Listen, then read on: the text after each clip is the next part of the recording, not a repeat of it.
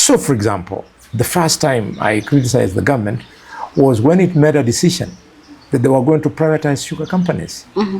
I refused. So will you point fingers at the president or Ruto, or Raila Odinga, when you're saying that Western are getting peanuts and a lot of things are going to Nyanza? I'm not pointing, but I am reporting back to the people who elected us that we agreed the pre-election that we would get 30% of government and get 30% of government and 30% of development, which included 1,000 kilometers of road. It is the responsibility of the law enforcement officers. They are trained on how to disarm somebody. You don't tell them, shoot to kill. They should go and disarm people. You don't tell them to shoot people in the legs. You tell them to disarm. They know how to disarm people. And they are not supposed to take orders from anybody, including the president and Murkomen.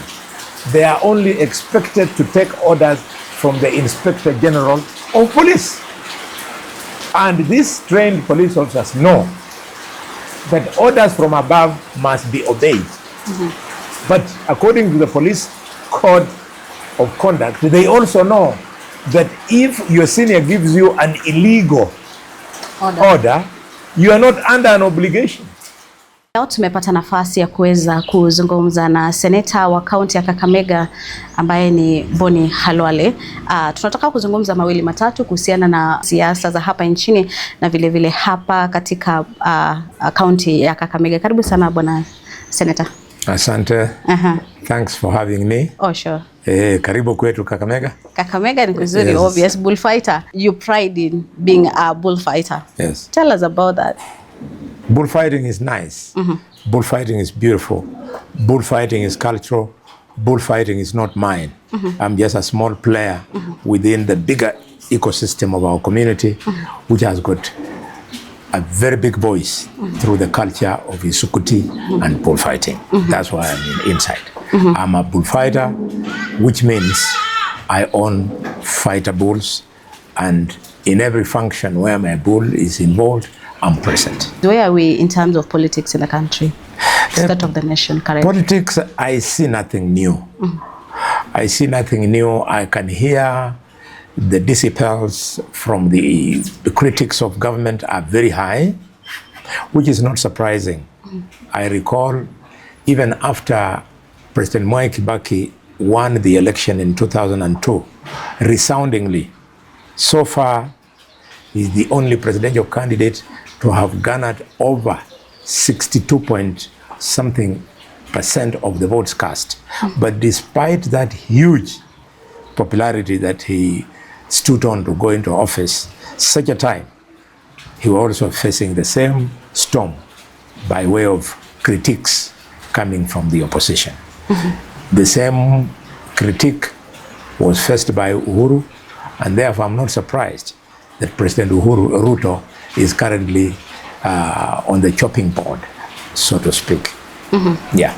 You are a chief whip majority, yes. And people will expect you to be supporting the government in literally everything, selling the agenda and all that. But lately you have been criticizing some of the things that are happening in the country. Why so? It's a matter of choice. You can view yourself as a party supporter or an individual presidential supporter or a government supporter. You also have the choice to stand out as a leader in the nation. It is times like now when there's a lot of turbulence that leadership is required. Some of the supporters of the president will support him on everything and anything, which is good. But sometimes that is called sycophancy. The other supporters of the president and government are, and they are few, they'll support him for the right things and help him to speak to things that are not moving the country in the right direction. The person who is a sycophant is fighting for the president to be re-elected. But the person who is critiquing the way you have described me not only wants the president to be re-elected, but he wants the country to be moved to the next level. I therefore have no regrets on the many occasions that I've pointed out how things could have been done better. I have no apologies to make for reminding the president that we entered an MOU when we decided to support him. The terms and conditions of the MOU are known. The roads, the hospitals, our institutions, both of business, institutions of governance, and learning institutions, were on the menu. So when I remind him about those things, the people who are surprised are the Johnny come lately from Azimio, because them they came to eat. As we met with we agreed with the president that we must serve the nation. So, for example, the first time I criticized the government was when it made a decision that they were going to privatize sugar companies. I refused, because there's no way ancestral land, 12.5 hectares in Mumia's nucleus farm, 24.5 hectares in Zoya nucleus farm. There's no way you're going to privatize and then give it to some Windy or whoever it is to own that ancestral land without us maintaining our stake. I would have betrayed the leaders from our community who came before us, who gave us the gift of those two factories. That's why I stood out and I refused privatization. Yes, cabinet had passed, but I want to congratulate the president because he rescinded. And therefore, the new theory of leasing is the one which is in force. I must be very clear on this leasing thing, because again, people misunderstand me. I support Mumiasi and I oppose leasing of Zoya. So people are wondering, is this man speaking from both sides of the mouth? The answer is no, I am not. I'm saying leasing as a principle is good. But it is not good enough until you have identified the proper investor. The investor in Mumia's sugar company, Sarbi, was competitively found. He was procured through competitive process. And after that, when we fall back and see behind him who is he, we find he's the most successful miller in Uganda. So that beautiful experience, he has brought it to Mumias, and already people are seeing the gains. The entire 12.5 hectares of the nucleus farm is under Ken. The farmers who have been courageous enough to start planting, they are selling their Ken. They mill, and they pay farmers every week. So the gains are there. Why I oppose Zoya is not because of leasing. I oppose Zoya because the process of procuring rye, I am not convinced that it was competitive. If it was competitive, rye would not have given, because rye has a very long case. So according to you, you feel like he was handpicked? Yes. Okay. I fear. He has a very long case. He has already messed up pan paper factory in Webuye, and before we know it, he's given Zoya. So I am worried that we might be making a mistake. He was giving us a lot of problems here in Kakamega with West Kenya until Soita Chitanda and I, we managed to help Butali Sugar to be established. It was that competition between Butali and West Kenya that brought him back to his senses. Otherwise, in his tenure, canes were over-maturing on the farm. Getting a permit to harvest your cane was a problem. You had to bribe. After you have harvested your cane, some of the cane used to dry on the fields after you have harvested because the transport system was very poor. And when it was lifted to go to the factory, after your cane has been crushed, people were used to wait for 6-8 months before they are paid. But after we brought in Butali Sugar Company, the competitive edge has now made it a must for him to do what Butali is doing. Otherwise, he was going to be knocked out of the market. This is why we have reservations. So if Rai can convince me that he has left the bad manners, people of Bungoma don't know. We had a big problem with Rai, I'm telling you. So it is stand and I. To the extent of establishing a new factory, you can see how much we had been stretched. So if he has changed, I wish him well. Let him serve the people of Bungoma. So now that you're supporting Mumias, what is the status of Mumias right now? Mumias People are celebrating? Mumias, I don't supply cane to Mumias. Okay. So I don't have a personal experience. But from what I hear from the grapevine, things are changing for the better. The issuance of bonus that was done by the president is just part of the case of the success story. The crushing of cane 24 hours a day is another example of the success. The payment of farmers every week is a further example of success of Mumias. And finally, but not least, I was able to visit the factory. I saw with my own eyes. They have bought new tractors. Now they want to help the small-scale farmers, the outgrowers, to put more acres under cane. So it's a success story. I hope it gets better and better. But sugar industry is one of the 3 cartels that are in the world. Okay. We have only 3 cartels in the world.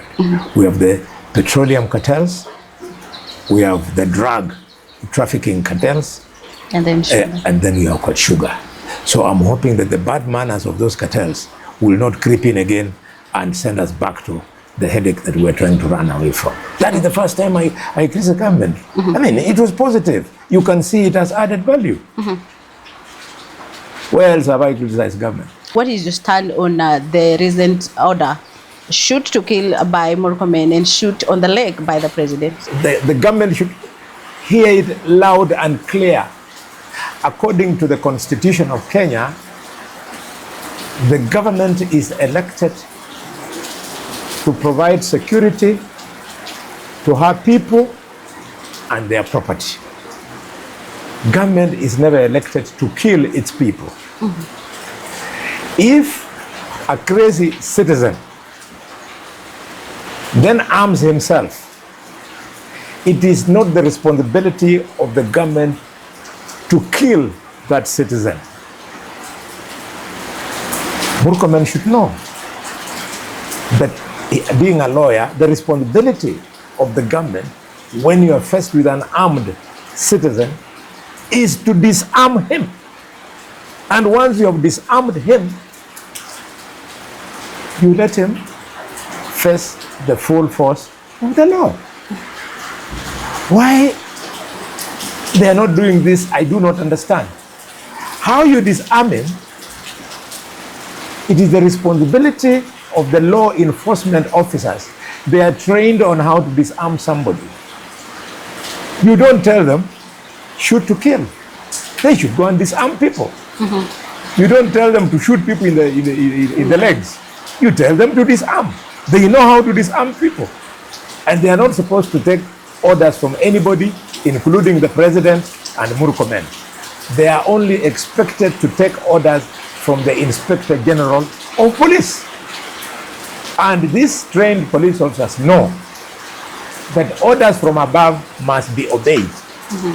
But according to the police code of conduct, they also know that if your senior gives you an illegal order, you are not under an obligation to implement that order. Now that you are on the same side, Yes. the same party, I mean, don't you have other avenues to talk about these issues, criticize the government, or rather maybe have a sitting with the president, other than, saying it in public? It is because I'm not an appointed officer. Okay. An appointed officer like a minister waits to go to cabinet, talks to the president. But an elected leader like myself, you report to two levels. The first and most important level you report to is your electorate. You must report to it. And you report to it by articulating the issues that concern them in public, on the floor of parliament, and also during public discourse. On this sticking issue of shoot to kill, unknown to you, my sister's son, Elvis Musavi, from Ukirenyi, was shot in Kangemi and is dead. The fundraising to bring him home is ongoing now in Nairobi. So the people who elected me, if I keep quiet and I don't express my disapproval, I'll be failing big time. The second level I report to, thanks to my appointment as a whip, is to the president. When, or rather, as and when I have an opportunity to meet him, I express myself. Sometimes we are called to State House, sometimes we meet behind the tents in public function, and you report them. So there's nothing to apologize for articulating these things in public, because I'm reporting back to the people who elected me, who I represent. So generally, do you support President William Ruto's leadership as it is right now? Is this what you voted him for? Yes, the best way to represent, to support the president is to help him to succeed. And I believe the critique that I make goes in a small way to help him succeed.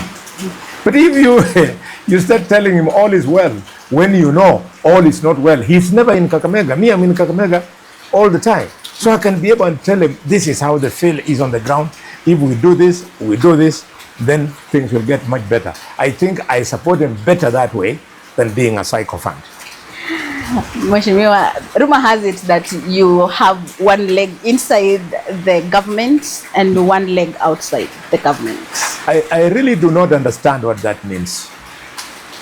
And probably that is why you're criticizing the government. Do you know why I really don't understand what that means? If disagreeing with something which is wrong means you have all of a sudden joined the opposition, then I beg your pardon, because I come from a community of leaders who have no history of sycophancy.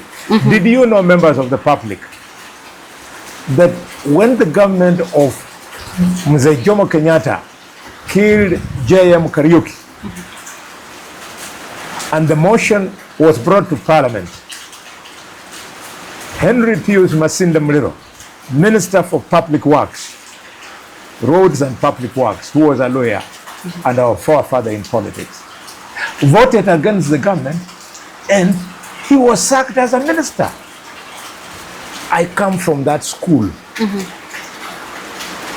Peter Kibisu, assistant minister from Vihiga, voted against the government, and he was sacked because they were not going to support the government for killing Josiah Mwangi Kariuki. So if you expect me that I can support when children are being shot, when there are better ways of handling it, then I beg your pardon, I cannot afford to disappoint the rich legacy of Masinda Muliro, the late, and Peter Kibisu, the late. And what's more, Elijah Wesike Mwangale was the chairman of the prop committee that propped the murder of Josiah Mwangi Kariuki. Lawyers don't kill people. Lawyers don't approve killing of people. So even if it means relinquishing your seat as a chief whip? I don't see how that is on the cards, because the position of chief whip is not negotiated for. It's a decision of the appointing authority. And the appointing authority is His Excellency, who has worked with me for so many years. He understands my modus operandi. He knows that I'm fiercely independent-minded. And he knows that I am not petty. He knows that I'm a politician who goes to ask for a right. I don't go to ask for favors. He knows me as that. So in this case, if I was anything else, I would today be articulating an agenda which is contrary to the school of political thought that I come from. The school of Masinda Mlero, the school of Elijah Weske Mwangale, the school of Michael Kijana Omali. Principled politicians who have left with honor. They might not have left as billionaires, but the history that we learn from Masinda Mlero is that once you choose to go into politics, you're prepared either to die poor, to land in prison because of fighting over the people, or to be killed. That's the reality of politics. Yes. It's not a walk in the park. People to vote for you. Do you know I represent 2.6 million people here in this county?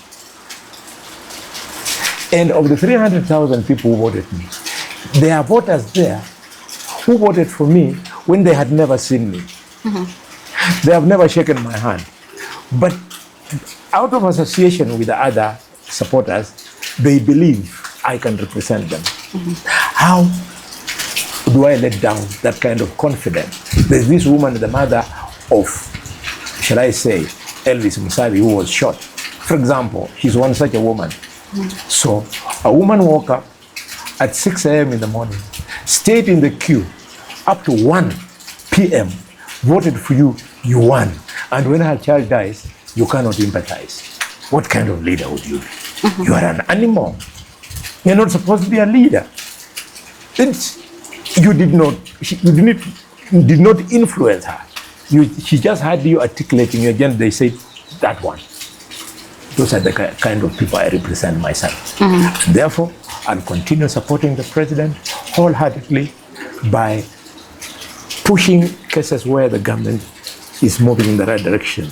But where it's starting to veer off, I point out, and then it is up to him to take heed or otherwise. You said sycophancy, but again, if at all the president will say you need to do what you have to do, stop criticizing me, or you let go of your seat, what will you choose? I'll make that decision if I reach that bridge. Okay, you've been heard most of the time. You've been, people have talked about Khalwale saying that Western region, they're getting peanuts from the government, especially the coalition government. Do you have issues with ODM coming on board? ODM coming on board, it is an ambiguous relationship. The Political Parties Act stipulates on how parties can coalesce to form a coalition. The law is very clear. You can do it before or after the election. So as we formed a coalition before the election, that's within the law. ODM coming after the election, again, it is perfectly in order. Unfortunately, when I last checked, there is no coalition document filed at the office of the Registrar of Political Parties between UDA and ODM, between UDA and ANC. So I don't recognize both. Yes, I'm a lawmaker. I've been making law for the last 20 years plus. I therefore cannot support something that is formed outside the frameworks of the law. So will you point fingers at the president or Raila Odinga when you're saying that Western are getting peanuts and a lot of things are going to Nyanza? I'm not pointing, but I am reporting back to the people who elected us that we agreed the pre-election that we would get 30% of government and get 30% of government and 30% of development, which included 1,000 kilometers of road. We also agreed in our economic blueprint, which we prepared here and which we presented to President William Ruto before he was elected in a 2-day retreat in Lake Naivasha. We agreed that we will get 30% of government and 30% of development, which also included 1,000 kilometers of road. We have gotten none of them. 2, we also had specific projects, like the teaching and referral hospital in Kakamega was to be elevated to level 6.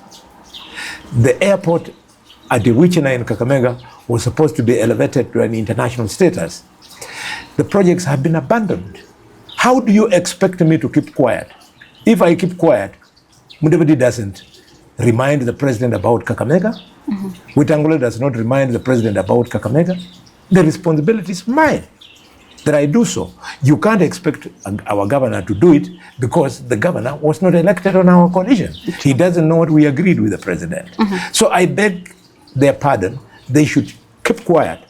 They have come where we had a pre-election agreement. Let them continue eating, but as we shall continue pushing for the projects that we agreed with the president. Yes, we will continue pushing and push. I'm very glad I heard yesterday, was it yesterday or the day before, that the PS for internal security was here with the senior officers of the army, trying to find out if they could be the ones to complete the hospital. I'll be very happy if that is the case. When they finish, I'll say thank you, but I will not keep quiet. I'll remind them about the airport. And when they finish, I'll not keep quiet. I'll remind them about their 1,000-kilometer of road. You remember during the recent reshuffle of government, part of the little we had gotten in the 30%, it was taken away. PS James Mohati was dropped. PS Professor Kisiangani was dropped. You expect me to keep quiet? Will Luos ask for a job for James Mohati? Will they ask for a job for Professor Kisiangani? It's me who convinced Professor Kisiangani from the University of Kenyatta, where he was teaching, that please come and join us. We have formed a party with the president called UDA. We need a think tank. We called it the Technical Advisory Team. The president knows it. I recruited Professor Kisiangani on that team. I recruited Barack Muluka on that team. So now when they are mistreated and I keep quiet, who are they going to run to say we are getting the short end of the stick? Man, you guys, members of the public, you're asking for too much. Or is it that lawyers are children of a lesser God?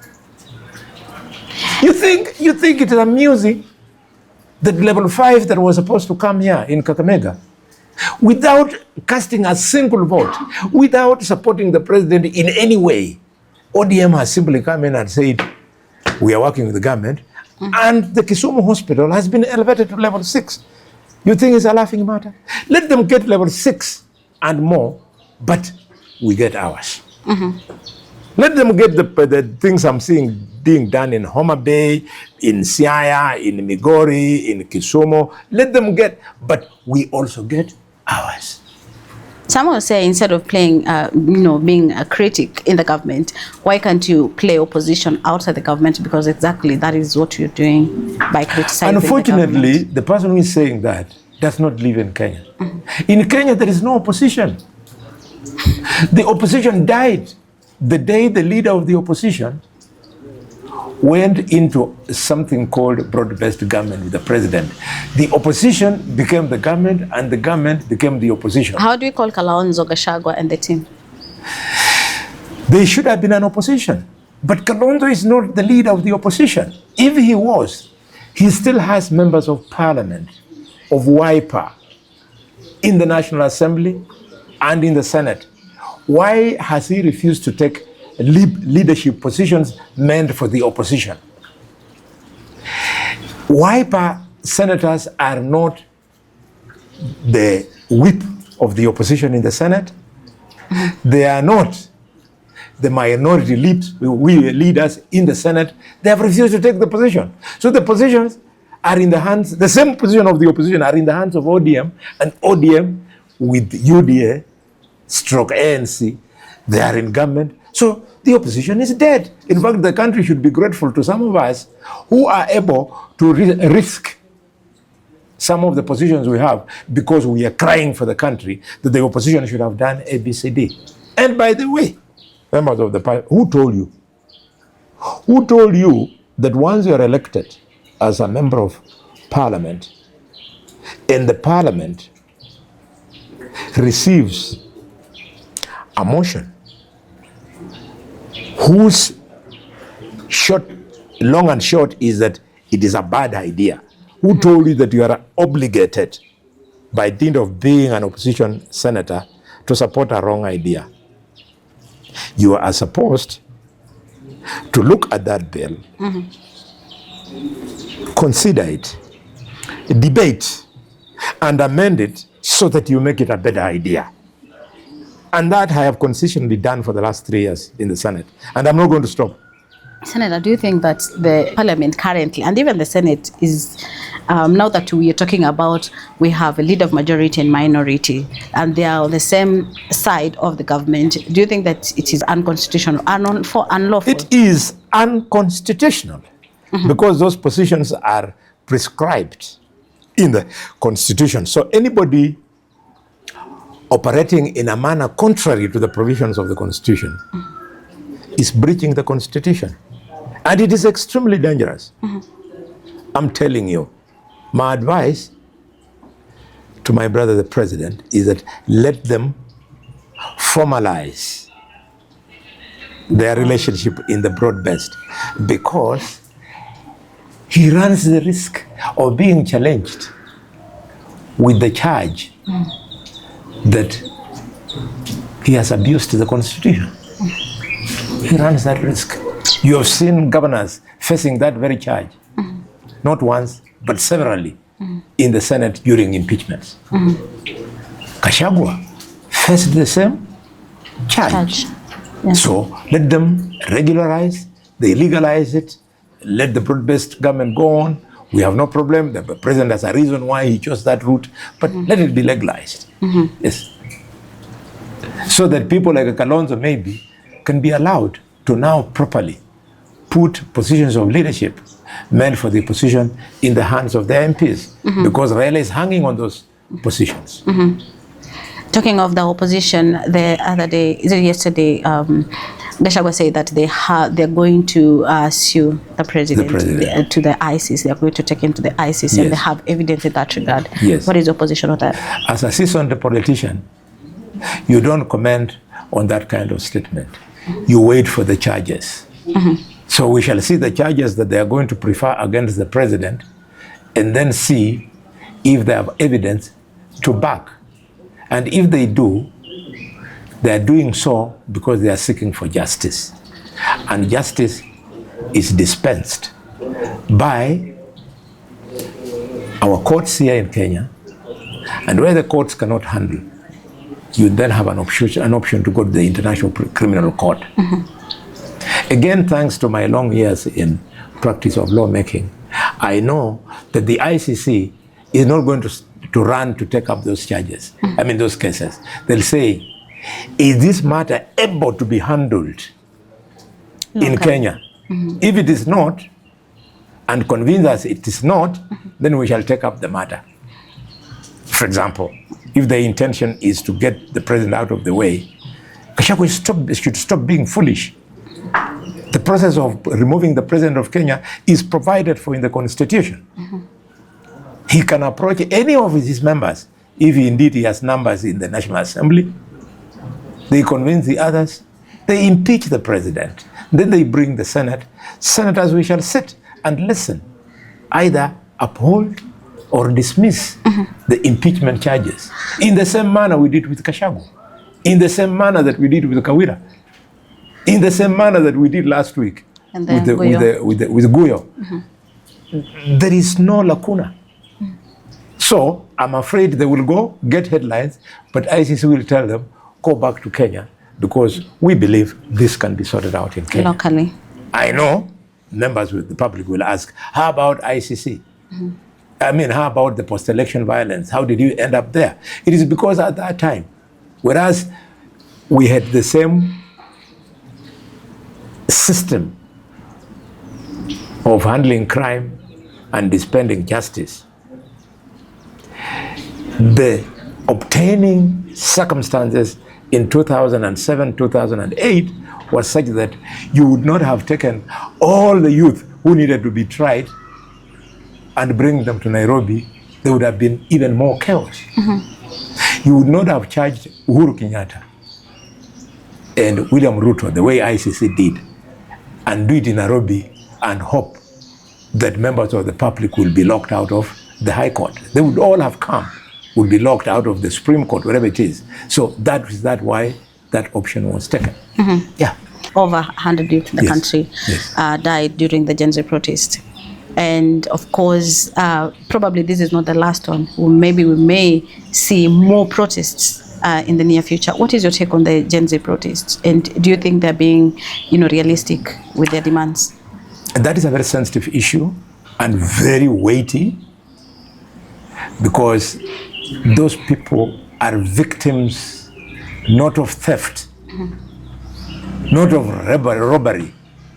The youth are victims of conscience. If you arrest them, they become prisoners of their conscience. It is a very high level of practice of politics. And therefore, to hope that you'll solve it using force is to be clever by a half. Prisoners of conscience are usually given a hearing, and it is usually through that hearing that a solution is found. Applying force on somebody with a conviction of the consciousness of their mind, you're bound to fail. That's why the children holding a smartphone with the Kenyan flag tied around their necks, they've been receiving bullets. So when an officer says we are killing them, I thought officers are supposed to kill when their own lives is at risk. How does a smartphone holder with the Kenyan flag as a necklace, how do they threaten their lives? So it is so difficult to handle. I was talking to my brother, the leader of the majority in the Senate, Aaron Keriot, and I was telling him, hey man, supposing 20,000 children march on and reach State House, what would you do? Would you wipe all of them? Shoot on the leg as the president has I don't directed. know. He didn't tell me that. But we have to know that the solution lies in making them see only one thing, which I want to repeat today. Allowing yourself to be shot in the leg, allowing yourself to lose your life, indeed, is the highest sacrifice you can make. But please do so in the full knowledge that the real solution to the problem of governance of this country is the 2027 general election. And therefore the youth in those many numbers should go get IDs, register as voters, and on voting day, they should not leave the voting process in the hands of the rural women who are really the ones who elect leaders for us. They should go and participate in the election. They run in millions of them. Yeah, that is the real solution. And I'll tell you, I'm speaking from experience, dear youth, that there is no generation that did not have its own youth. In 1992, when we went Malpati, the youth of that time were criminals called YK92. They came with millions of shillings. Those were the youth of that time. Mm-hmm. And us who are not like-minded, we started following the young leaders of that time called the Young Turks. And later on, when we came of age, 2002, we presented ourselves as candidates. So let them vote. Then when they come of age, they present themselves as candidates. Mm-hmm. So that we grow the number of leaders who believe in proper constitutional steering of the country. It is not a laughing matter. Mm-hmm. The children, we must today be talking about 31 children who lost their lives last week. It's not nice. Now, if I get you correctly, it's like whatever you're saying is like you believe that the way the government is dealing with the Gen Z protests and the whole thing is wrong. Is wrong. Yeah. And do you advocate now for dialogue, or what really needs to be done? They change tactics? The dialogue is a self-serving process. Okay. One of the biggest proponents of dialogue at the moment is Raila Odinga. Mm-hmm. But Raila Odinga, excuse me, the dialogues that you have propagated in the past have truly benefited you. The dialogue with Mwai Kibaki gifted you the position of Prime Minister and Grand Coalition Government, nusu mkate. The dialogue that you had with Uhuru Kenyatta gave you a handshake, and you benefited. The dialogue, NADCO, that you had with William Ruto has gifted you the broad-based government. So this so-called intergenerational dialogue is because you are now desperate, Raila Odinga, that these children, if they keep pushing, the benefit you have been enjoying from dialogues will not be in your favor. And therefore, you want to then bring dialogue again so as just for personal gain to slow down the youth. Raila Odinga, you and I, and all us mature politicians, let's fall back to our constituencies. Raila Odinga has got a huge constituency. President Ruto has an entire national constituency. I have a constituency mainly here in Kakamega County. Let us fall back and ask our youth that they have a chance to change government. It has formed part of my speech this morning in church that all our clergy should preach to the youth to take registration as voters as the real option and not sacrifice their lives. So do you think these Gen Z protests have actually exposed the failure of leadership of seasoned politicians like you in this country? Well, it is true, but I think this so-called, allow me to call them so-called, the so-called Gen Z are not fools. Mm-hmm. They express what they see and what they understand openly. I'm not saying next time around they come and attack me. I'm the only leader who the Gen Z celebrate in this town. Mm-hmm. They even dance, they come to the senator's office in Kakamega. They don't throw a single thing. They just say, is Senator there? We want to present our grievances to him. When I'm not there, I'm in Nairobi, they come back to town. But when they come to town, they stone all the offices of the governor. No, so they know who their enemies are. Mm-hmm. What wrong have I done to the Gen Z? I don't know about that. A humble bullfighter from Marinya there.